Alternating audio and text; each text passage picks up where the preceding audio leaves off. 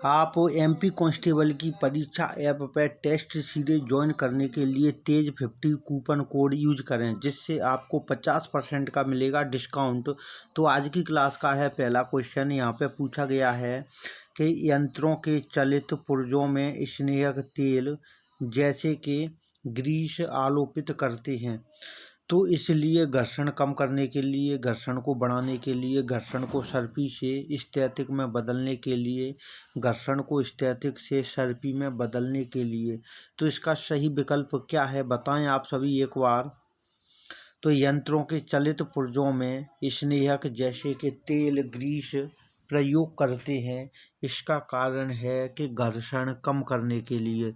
क्या है इसका कारण? घर्षण कम करने के लिए। अब देख लो आप, अगला क्वेश्चन है। यहाँ पे क्या पूछा गया है कि घर्षण का बल अधिक बड़ा होता है यदि एक रुद्र पृष्ठ सम्मिलित हो तो एक नरम पृष्ठ सम्मिलित हो तो दोनों सतहें सम्मिलित हो और दोनों में से कोई पृष्ठ सम्मिलित न हो, तो घर्षण का बल अधिक बड़ा होता है। तो इसका क्या कारण है बताएं सभी स्टूडेंट। तो एक रुक्ष पृष्ठ सम्मिलित हो तो क्या होता है? घर्षण का बल अधिक बड़ा होता है। अब देख लो आप, अगला क्वेश्चन है कि एक कांच के गिलास को पकड़ना मुश्किल है यदि उसकी बाहरी पृष्ठ चिकनी हो, क्योंकि यह पृष्ठ को रुक्ष बनाता है, यह पृष्ठ को चमकदार बनाता है, यह घर्षण को कम करता है, यह घर्षण को बढ़ाता है।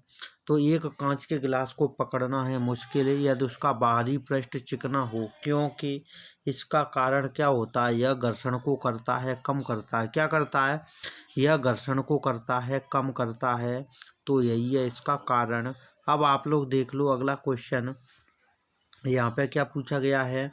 एक ऊंट रेगिस्तान में बहुत आसानी से चल सकता है क्योंकि इसके पैर नोकदार होते हैं, इसके पैर चपटे एवं उसके क्षेत्र चौड़े होते हैं, इसका शरीर अधिक भारी होता है, इसके पैरों के क्षेत्र छोटे होते हैं। तो कौन सा कारण है?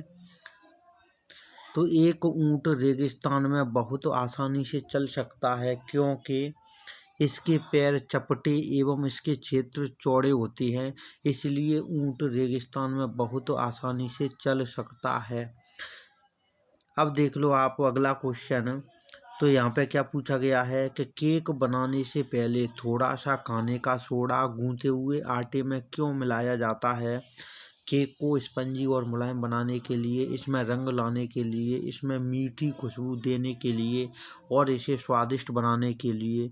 तो यह क्वेश्चन पुलिस कांस्टेबल में 30 जुलाई 2016 को तीसरी शिफ्ट में यह क्वेश्चन पूछा गया है। तो आप लोग बता दें कि केक बनाने से पहले थोड़ा सा खाने का सोडा गूंथे हुए आटे में क्यों मिलाया जाता है?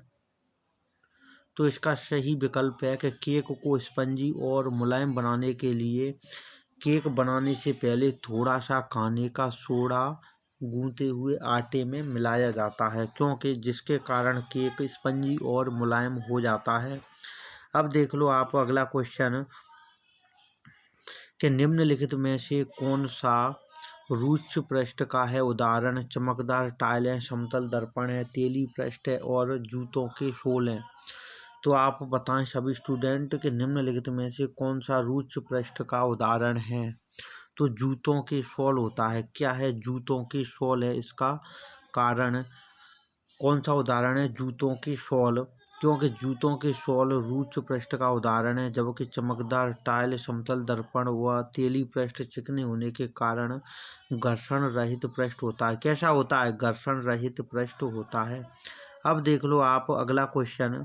यहाँ पे क्या पूछा गया है कि धनुष को खींचने के लिए एक तीरंदाज बल लगाता है, जिससे धनुष में यह होता है आकार में परिवर्तन, सघनता में परिवर्तन, आयतन में परिवर्तन, गति की अवस्था में परिवर्तन।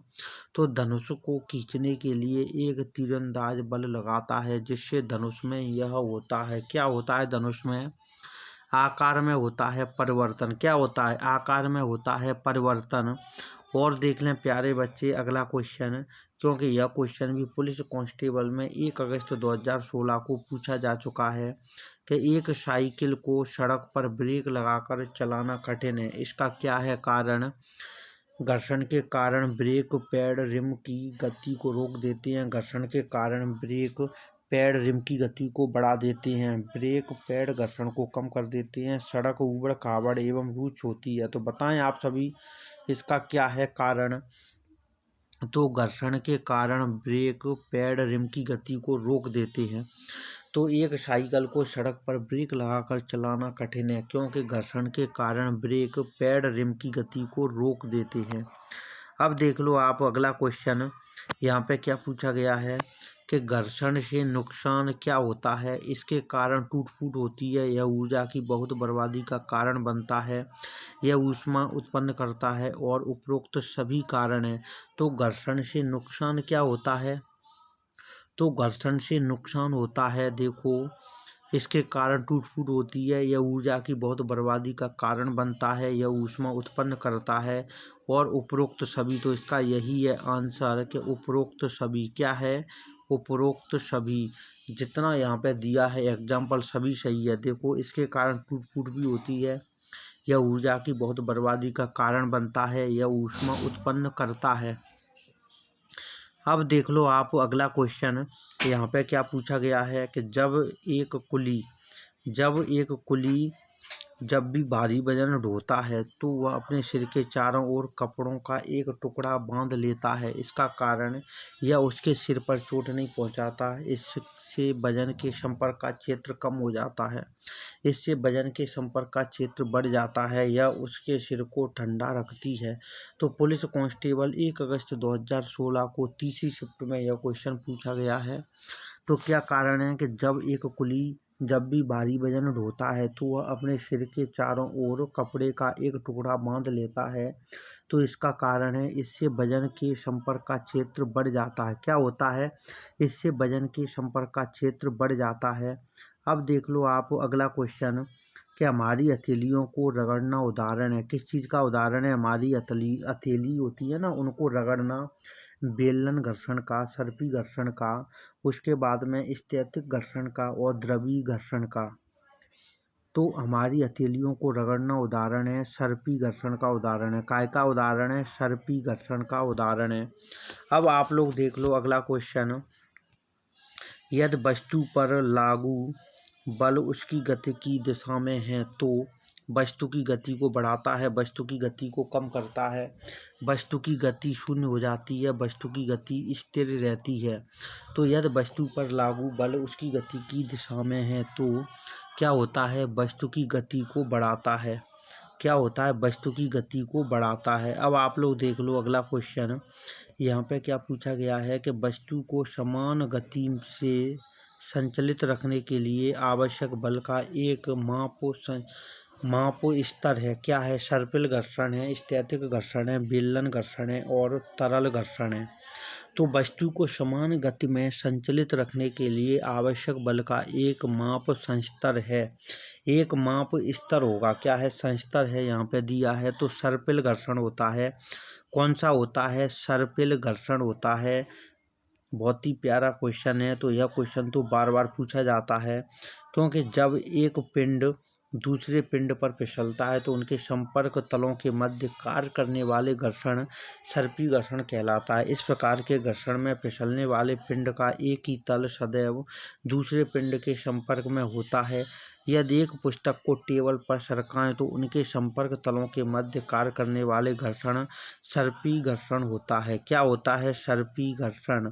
अब आप लोग देख लो अगला क्वेश्चन कि धनुष तानने के लिए तीरंदाज द्वारा लागू बल एक उदाहरण है। किस चीज़ का उदाहरण है, अब देख लो, चुंबकीय बल का, गुरुत्वीय बल का, घर्षण बल का और पेशी बल का।